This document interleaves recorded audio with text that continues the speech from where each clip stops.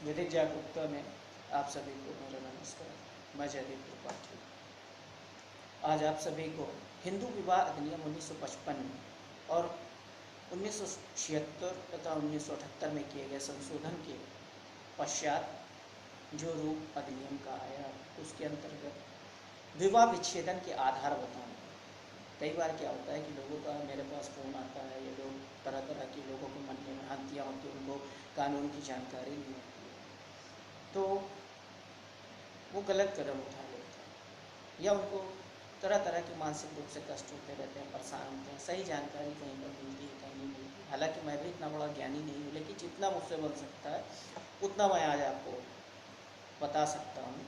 सबसे पहली बार क्या है, इस अधिनियम के अनुसार ये कहा जाता है जार कर्म। जार कर्म का मतलब है अगर पति है या पत्नी है, अगर दोनों में से कोई भी किसी अन्य पुरुष अगर पत्नी है किसी अन्य पुरुष के साथ, और अगर क्या कहते हैं पति है अन्य स्त्री के साथ संबंध बनाता है, लैंगिक संबंध बनाता है। संबंध का भी मतलब है लैंगिक संबंध बनाता है, शारीरिक संबंध बनाता है, तो उसे जार कर्म की श्रेणी में रखा जाएगा। अगर जारता प्रमाणित कर दी जाती है तो ये एक प्रमुख आधार हो सकता है विवाह विच्छेदन, हिंदू विवाह अधिनियम के अंतर्गत। दूसरी बात है क्रूरता। क्रूरता का मतलब है मारना, पीटना, मानसिक रूप से प्रताड़ित करना, तरह तरह की क्रूरता होती है।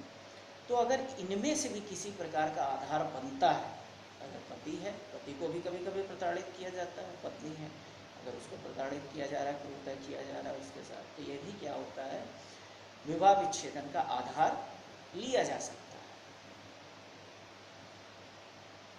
मानसिक रूप से स्वस्थ न होना। कभी कभी क्या होता है कि पति या पत्नी दोनों में से कोई भी क्या होता है मानसिक रूप से स्वस्थ नहीं रह जाता है। स्वस्थ का मतलब होता है कि जैसे सही डिसीजन न ले पाना, लोगों को पहचान तक न पाना। और अगर ये मानसिक रोग क्या होता है प्रमाणित कर दिया जाता है कि हाँ ये रहने लायक की स्थिति में नहीं है दोनों एक दूसरे के, तो क्या हो सकता है ये आधार हो सकता है विवाह विच्छेदन का। अब इसके बाद है कुष्ठ रोग। कुष्ठ रोग ये भी एक प्रकार का क्या होता है ऐसा रोग होता है जो उग्र रोग कहा जा सकता है, जो कि पूरे शरीर में क्या होता है फैल जाता है। ये तो इसके बारे में तो डॉक्टर ही आपको सलाह दे सकते हैं। इसको भी क्या होता है कुष्ठ रोग को भी अगर प्रमाणित कर दिया जाता है कि अगर पक्षकार चाहे पति हो या पत्नी हो दोनों क्या है कुष्ठ रोग से पीड़ित हैं, तो वो भी विवाह विच्छेदन का आधार लिया जा सकता है।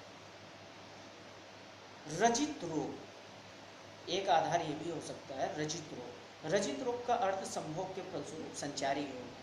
अगर क्या हो सकता है कि संभोग के द्वारा रोग हो सकता है, चाहे स्त्री हो या पुरुष हो। अब जैसे क्या है मान लीजिए अगर पुरुष है या स्त्री है, दोनों में से कोई भी एड्स से पीड़ित हो गया, एड्स बीमारी से या किसी भी प्रकार की बीमारी से, ऐसे बीमारी से पीड़ित हो गया जिससे दूसरे को भी खतरा हो सकता है, या दोनों का क्या होता है कि रहना संभव नहीं है, संचारी रोग है, रजित रोग है, मतलब सेक्स से रिलेटेड बीमारी, तो क्या हो सकता है वो भी आधार विवाह विच्छेदन का हो सकता है। इसमें अगर आप डिटेल से समझना चाहें तो रजित रोग का अर्थ संभोग के फलस्वरूप संचारी रोग है। सन 1976 के संशोधन करने से पूर्व रजित रोग 3 वर्ष पुराना होना आवश्यक था। अब 3 वर्ष पुरानी शब्दावली को हटा दिया गया है अब कोई समाअवधि नहीं है। सन 1976 के संशोधन से पूर्व यह साबित करना आवश्यक था कि रजित रोग याचिकाकर्ता से नहीं लगा है। अब इन शब्दों को सन 1976 के संशोधन द्वारा हटा दिया गया है।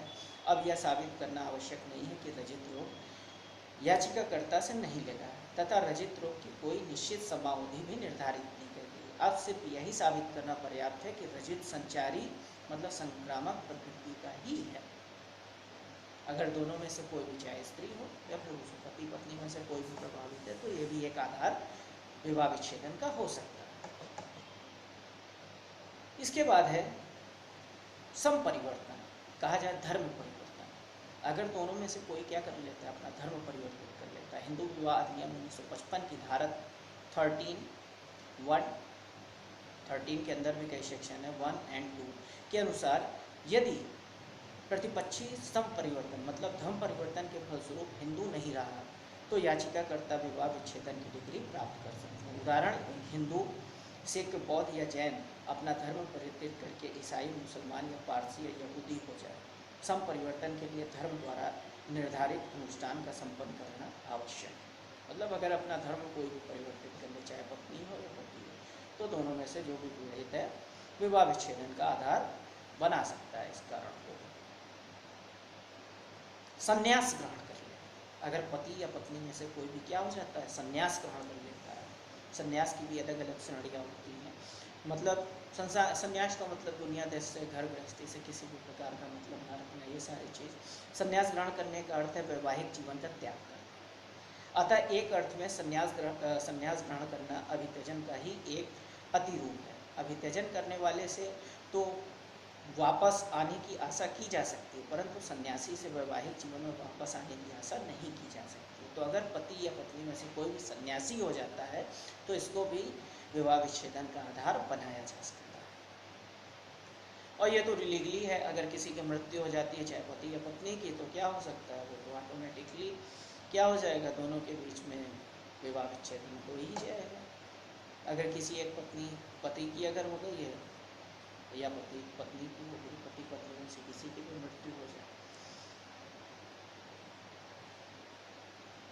हिंदू पत्नी को विवाह विच्छेदन के कुछ अतिरिक्त क्या दिए गए हैं, विशिष्ट आधार दिए गए। ये आधार जो है हिंदू पत्नी को विवाह विच्छेदन के कुछ अलग से आधार दिए गए हैं। धारा 1950 अधिनियम 1955 की धारा 13B या कह सकते हैं 13B के अंतर्गत हिंदू पत्नी को विवाह विच्छेदन के दो अतिरिक्त आधार दिए गए। 13 सेक्शन जो 13 है उसके अंतर्गत दो सेक्शन 2 के अंतर्गत आधार क्या दिए गए। अब सन 1976 में अधिनियम में संशोधन कर दिया गया। पहली बात है, अधिनियम लागू होने से पूर्व पति ने दूसरी बार विवाह कर लिया तथा दूसरी पत्नी जीवित है।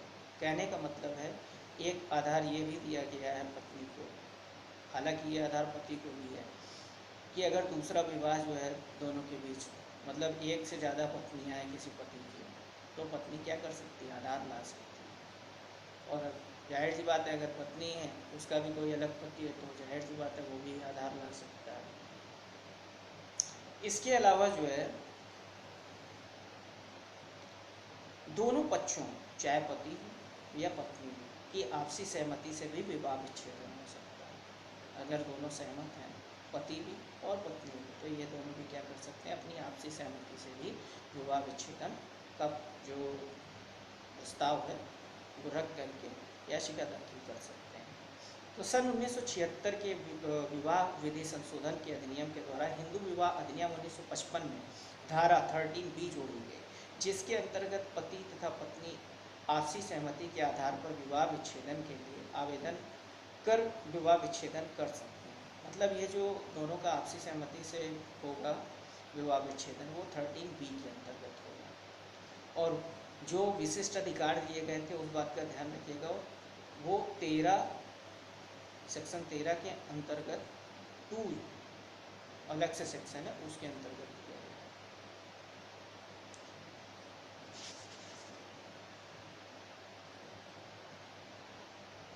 ऐसा अगर दोनों करते हैं तो न्यायालय पक्षकारों को सुनने के पश्चात और आपसी संतुष्टि के पश्चात विवाह विच्छेदन की डिग्री प्रदान कर सकते हैं। धारा 14 के अनुसार विवाह विच्छेदन हेतु आवेदन विवाह की तिथि के 1 वर्ष पूर्व किया जा सकता है। इसके बारे में एक प्रचलित बात भी है। रवि बनाम शारदा 1978 में मध्य प्रदेश उच्च न्यायालय ने यह निर्णय दिया था कि आपसी सहमति के आधार पर धारा 13B के अंतर्गत विवाह विच्छेदन प्राप्त करने हेतु धारा 13 के अंतर्गत उल्लेखित अन्य आधारों का होना आवश्यक नहीं है। मतलब जो आधार दिए गए हैं धारा 13 के अंतर्गत अधिनियम के, उसका जरूरी नहीं है 13B के अंतर्गत। तो 13B ये बताता है कि आपसी सहमति से दोनों पक्षों की आपसी सहमति जोड़ी गई। धन्यवाद। जो भी भूल चूक हुई हो उसको आप क्षमा कीजिएगा। और अगर अधिक जानकारी चाहिए तो आपके पास मेरा नंबर होगा ही, आप इसके बारे में और भी जानकारी ले सकते हैं। धन्यवाद।